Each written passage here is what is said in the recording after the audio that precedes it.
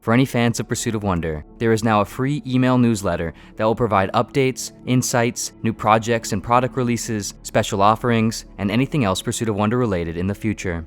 As a thank you, 5 people who sign up for the newsletter, who can also verify that they followed the Pursuit of Wonder Instagram, will be randomly selected by the end of February to receive copies of my 2 books and guided writing journal for free. All the relevant links are in the description below. I woke up face down on the sidewalk. I was in front of my friend Alex's apartment building. I felt like I was dying. My head was pounding, my body was aching. It was the worst hangover I had ever felt in my entire life, and I drank a lot. It was a Tuesday morning, and the streets were unusually quiet. I didn't think much of it though. The only thing I could think about was my constricted, throbbing, heavy, liquor-inflicted body, feeling like it was dissolving away with my essence, demanding and screaming for my sole attention to hold on to it. I walked back to my apartment and tried taking a shower, but the water seemed to almost just go through me. I didn't even feel the wetness. I became so weak and unsettled, I collapsed. I crawled out from the bathroom and into my bed and tried falling asleep. I had never felt like I needed to sleep forever, as badly as I did in that moment. But I couldn't. It seemed like there was almost a mechanism blocking me from doing so. I always had a hard time sleeping, but not like that. I felt so unbearably tired, yet completely awake, like I was drifting off into another state, but was unable to close my eyes and let go of this one. After giving up and basically just staring at the ceiling for some obscene amount of time, I called Alex to ask about what had happened the previous night, and then see if he wanted to get some food. He didn't answer.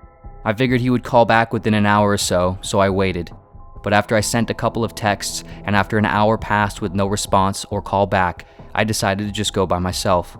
I was used to that anyway. It was at a red light, at an intersection a couple blocks down the street, when it suddenly hit me. The moment I realized for the first time that something was actually wrong. As I sat at that intersection, waiting for the light to turn green, after staring out the driver's side window and noticing it, I quickly turned and looked out the passenger side, then my rearview mirror. In every direction, I did not see a single person or car being driven anywhere. Almost every day, on my way to contract jobs, I passed through that intersection, and almost every day, no matter what day or time, it contained at least some people and some traffic. My mind attempted to run through all the possibilities and explanations, ultimately rationalizing that there must be or had been an event that cleared out the area that I was not aware of. In some sense, I believe I was right about this, but not at all in the way that I thought. I anxiously continued to where I was going to get food. When I arrived, the parking lot appeared to be filled with parked cars, which quickly relieved me. But when I went in the restaurant, even though the door was unlocked, there was no one inside. Not only no customers, but no employees. After shouting out for someone multiple times with no response, I began to panic. I rushed back outside, through the parking lot and into the street. I spun around, looking in all directions. The streets, now almost fogged over with the haze I hadn't noticed before, were completely empty. I took off running, looking into cars, stores, restaurants, and any other buildings I passed, checking inside the ones that were open for some reason. I yelled out, pleading for anyone, but no one was anywhere to be found. I soon came to the conclusion that something must have happened, that this part of the city must have been evacuated or cleared out for some reason. I checked my phone for information, but it seemed to have no service. I rushed back to my apartment to check my computer, but the internet was also down. The TV and radio networks weren't live broadcasting anything either. The only things on were a few stations playing repeats of really old shows and movies from maybe around 20 years ago. After briefly collecting myself, I drove into different parts of the city, different towns, other cities, and other states, looking for people, for signs of people, for any indication or clues as to what had happened. I found nothing. And with each new place and each new day, things seemed to only get stranger and stranger. Colors seemed to become less and less saturated, almost like the world was dying. At first, it was as if there was a hue of a gloomy, overcast day, even while the sun was out, but then, certain areas appeared to almost become monochrome. And even stranger, by this point, I barely even reacted to this. The colors of my emotions and sensations seemed to begin to dampen, reflecting the form of the monochrome, dying world around me. I was becoming numb, My paranoia and concern seemed to decrease as the strangeness of the situation increased. Pretty soon, I just gave up looking for answers, turned around, and drove back home.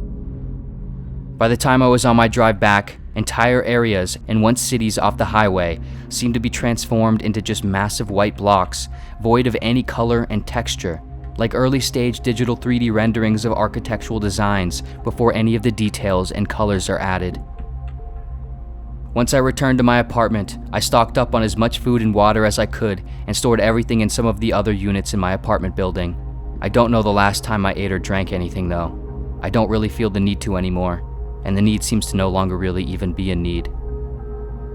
Right now, I sit, looking out my window, watching the world continue to fade, deforming down into white textureless blocks, and more recently, into a flat white landscape lacking increasing amounts of three-dimensional depth. It appears to be encroaching, closer and closer on me. I feel so numb. It's strange because I think the same thoughts I've always thought, but they don't feel like thoughts. It's as if my feelings no longer understand the language I am thinking in, and it's like hearing someone say something plainly in another language. It means and feels like nothing. The only thing I can seem to feel is a strange sort of longing, an almost rationalized desire to feel again. In my current state of emotionless candor, I have thought about and realized a lot.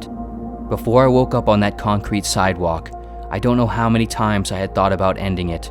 I was ready to let go of everything. I despised most of it.